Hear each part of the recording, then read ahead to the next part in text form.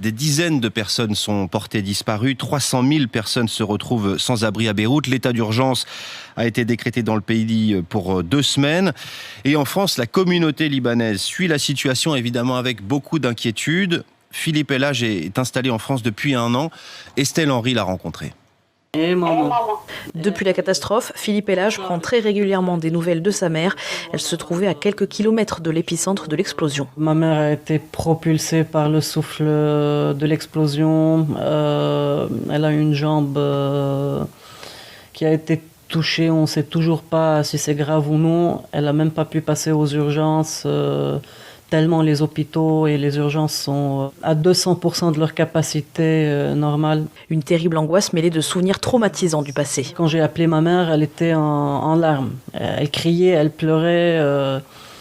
Et les premières images qui reviennent à leur tête, c'est celle de la guerre civile, c'est celle de la guerre de 2006.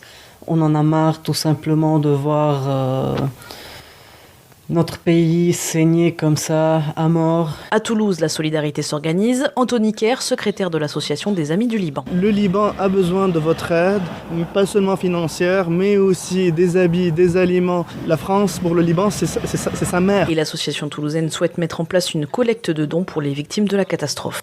Le Liban